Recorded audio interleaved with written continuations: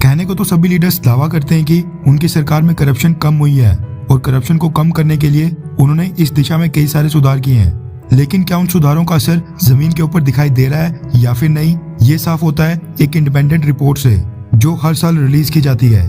Transparency international नाम की एक संस्था हर साल दुनिया के सभी देशों का एक इंडेक्स रिलीज करती है जिसमें सभी देशों को स्कोर देकर रैंकिंग दी जाती है। स्कोर देने के लिए कुछ क्राइटेरिया, पैरामीटर्स और रूल सेट किए गए हैं जिनसे पता लगाया जाता है कि कौन सा देश कितना करप्ट है, किस देश में करप्शन में कमी आई है और कहां पर पिछले साल के मुकाबले इस साल करप्शन बढ़ा है।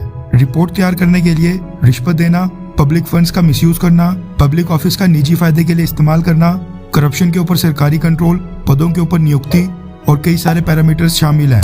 गौर करने वाली बात यह भी है कि ये रिपोर्ट बस पब्लिक सेक्टर में मौजूद करप्शन को कवर करती है, क्योंकि आमतौर पर करप्शन सरकारी डिपार्टमेंट और सरकारी कामों में ही देखने को मिलता है, फिर चाहे वो बिजली का कनेक्शन लेना हो या फिर जमीन या प्रॉपर्टी के कागज तैयार करने हो।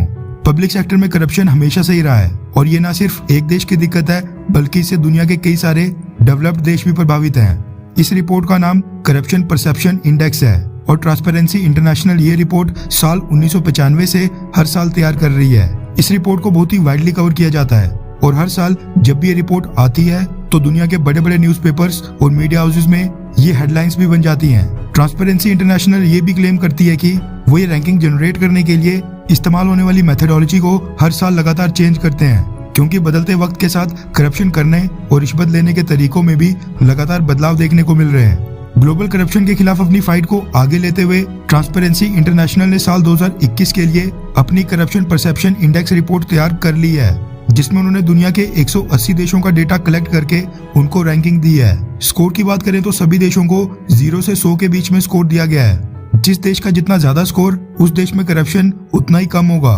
भारत की बात करें तो भारत की रैंकिंग पिछले साल के मुकाबले इस साल एक रैंक सुधरी है और हम 100 में से 40 स्कोर के साथ 86 से 85th पोजीशन पर आ गए हैं। यानी दुनिया के 84 देश ऐसे हैं जहां पर भारत से कम करप्शन है, जबकि बाकी 95 देश ऐसे हैं जहां पर भारत से भी ज्यादा करप्शन है।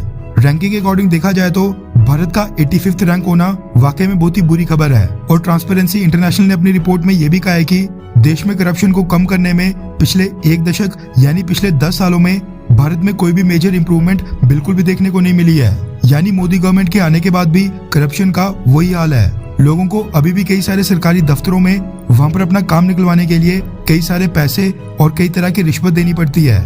कई सारे सरकारी पदों पर बैठे लोग और कर्मचारी अपने सरकारी पद का इस्तेमाल निजी फायदे के लिए कर रहे हैं। वहीं टॉप की बात करें तो टॉप के ऊपर है डेनमार्क, फिनलैंड और न्यूजीलैंड, यानी यहाँ पर दुनिया में सबसे कम करप्शन है।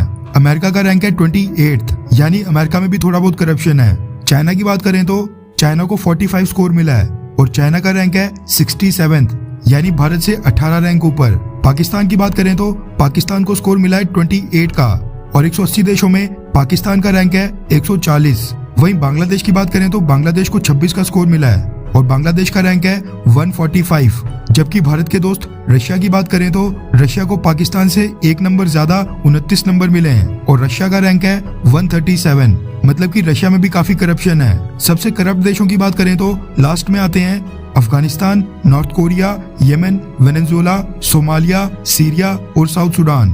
खैर, वैसे आपको क्या लगता है कि क्या मोदी सरकार ने करप्शन के खिलाफ काम किया है, हाँ या फिर नहीं? नीचे कमेंट करके अपनी राय जरूर बताएं।